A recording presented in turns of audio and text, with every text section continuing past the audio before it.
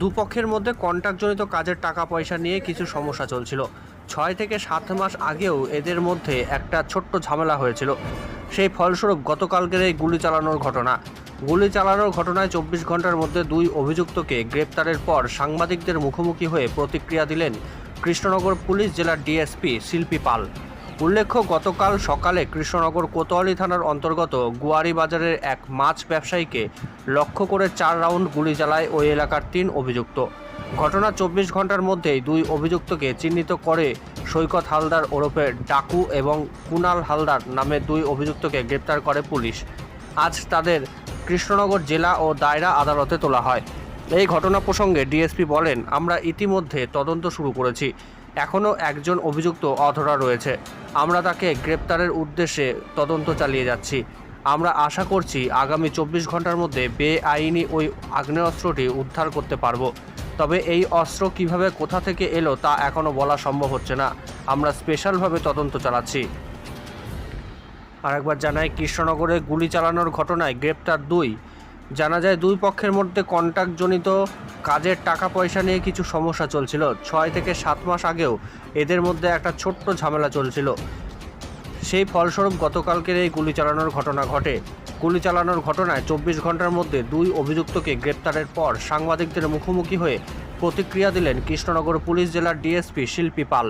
উল্লেখ্য, গতকাল সকালে কৃষ্ণনগর কোতোয়ালি থানার অন্তর্গত গুয়ারি বাজারে এক মাছ ব্যবসায়ীকে লক্ষ্য করে ৪ রাউন্ড গুলি চালায় ওই এলাকার ৩ অভিযুক্ত। ঘটনা ২৪ ঘন্টার মধ্যেই দুই অভিযুক্তকে চিহ্নিত করে সৈকত হালদার ওরফে ডাকু এবং কুনাল হালদার নামে দুই অভিযুক্তকে গ্রেপ্তার করে পুলিশ। আজ তাদের কৃষ্ণনগর জেলা ও দায়রা আদালতে তোলা হয়। এই ঘটনার প্রসঙ্গে ডিএসপি বলেন, আমরা ইতিমধ্যে তদন্ত শুরু করেছি। এখনও একজন অভিযুক্ত অধরা রয়েছে। আমরা তাকে গ্রেপ্তারের উদ্দেশ্যে তদন্ত চালিয়ে যাচ্ছি। আমরা আশা করছি আগামী ২৪ ঘন্টার মধ্যে বেআইনি ওই আগ্নেয়াস্ত্রটি উদ্ধার করতে পারবো। তবে এই অস্ত্র কিভাবে কোথা থেকে এলো তা এখনও বলা সম্ভব হচ্ছে না।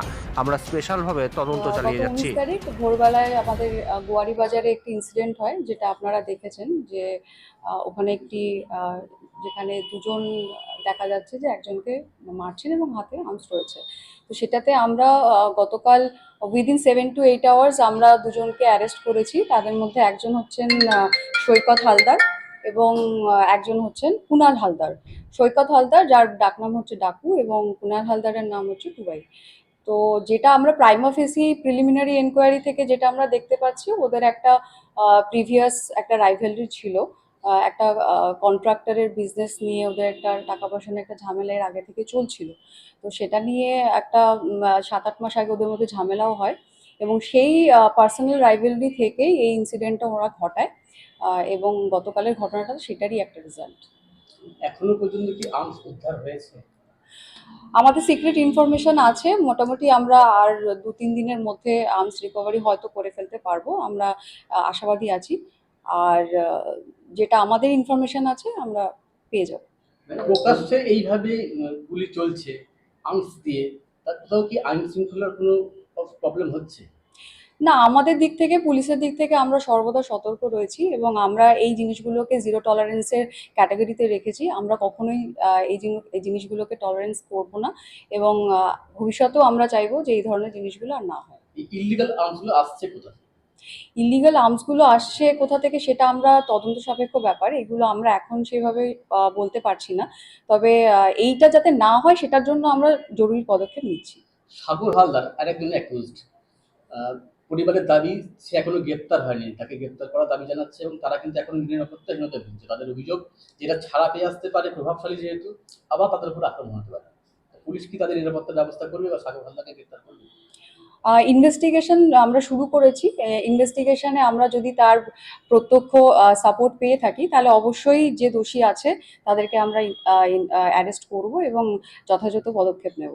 নিরাপত্তার বিষয়টা, নিরাপত্তা অলওয়েজ আমরা পুলিশের দিক থেকে, আমাদের কৃষ্ণনগর পিডির তরফ থেকে, কোতোয়ালি পিএস এর তরফ থেকে আমরা সর্বদা সতর্ক আছি, এবং ল অ্যান্ড অর্ডারের দিকটা আমরা খুব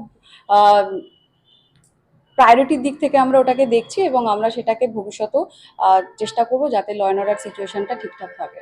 মুখ্যমন্ত্রীর নির্দেশের পরে অনেক আর্মস উদ্ধার হয় বিভিন্ন জায়গায় জেলা জুড়ে, তারপরেও এই আর্মসের বারবারন্ত, কোথাও কি ঘাটতি থাকছে পুলিশের নিরাপত্তা বা চেকিং এর বিষয়ে?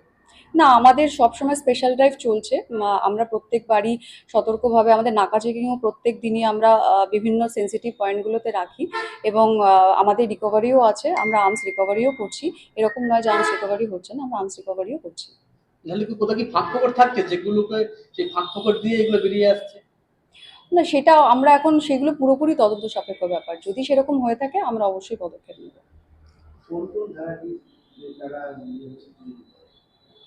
আর এরা হয়েছে 170, মানে নতুন যেহেতু বিএনএস এসছে, আমরা 117(3)তে আমরা দিয়েছি।